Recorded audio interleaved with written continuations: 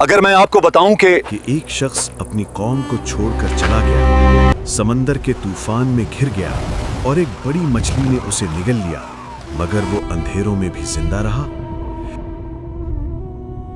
ये कोई कहानी नहीं, ये हजरत यूनुस अलैहिस्सलाम की सच्ची दास्तान है, जिन्होंने मछली के पेट से अल्लाह को पुकारा और उनकी दुआ कबूल हुई।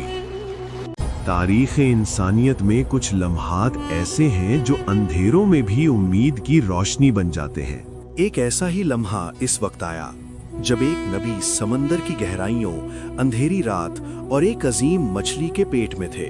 ये वाक़या है अल्लाह के नबी हजरत यूनुस अलैहिस्सलाम का। सब्र, तौबा और अल्लाह की रहमत की एक जिंदा निशानी। हजरत यूनुस अलैहिस्सलाम को अल्लाह ताला ने नैनवा की कौम की तरफ नबी बनाकर भेजा।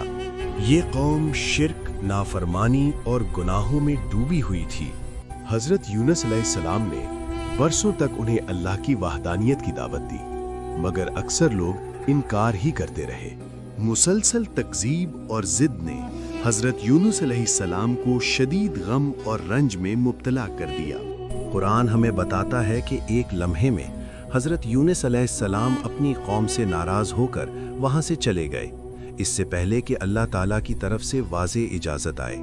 अल्लाह ताला फरमाता है, और याद करो मछली वाले को जब वो गुस्से में चल दिया और उसने गुमान किया कि हम उस पर तंगी नहीं करेंगे। हजरत यूनुस अलैहिस्सलाम एक कश्ती पर सवार हुए जो समंदर के बीचों बीच शदीद तूफान में फंस गई। कश्ती हिलने लगी और मुसाफिरों ने कुरानंदाजी की ताकि बोझ हल्का किया जा सके।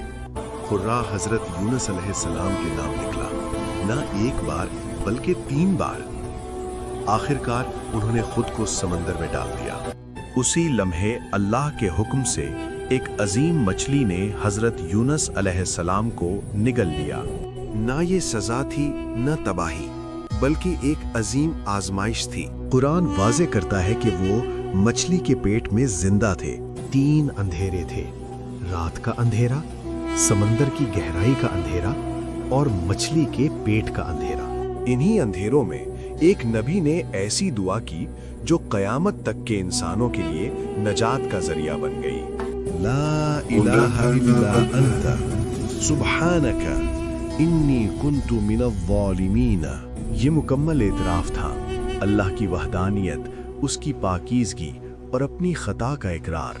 अल्लाह ताला फरमाता है कि अगर हजरत यूनुस अलैहिस्सलाम तस्बीह करने वालों में से ना होते तो क़यामत के दिन तक मछली के पेट में रहते। अल्लाह ने उनकी दुआ कबूल फरमाई। मछली को हुक्म दिया गया और उसने हजरत यूनुस अलैहिस्सलाम को साहिल पर उगल दिया। वो इंतहाई कमजोर थे, मगर अल्लाह की रहमत उनके साथ थी। अल्लाह ताला ने उन पर एक बेलदार दरख्त उगा दिया ताकि उन्हें साया, ग़िज़ा और शिफा मिले।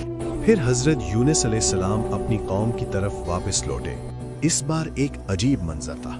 जिस कौम ने पहले इनकार किया था वो अब ईमान ला चुकी थी। कुरान गवाही देता है कि हजरत यूनुस अलैहिस्सलाम की कौम वो वाहिद कौम थी जिसका ईमान अजाब आने से पहले कबूल कर लिया गया और अल्लाह ने उनसे अजाब हटा लिया।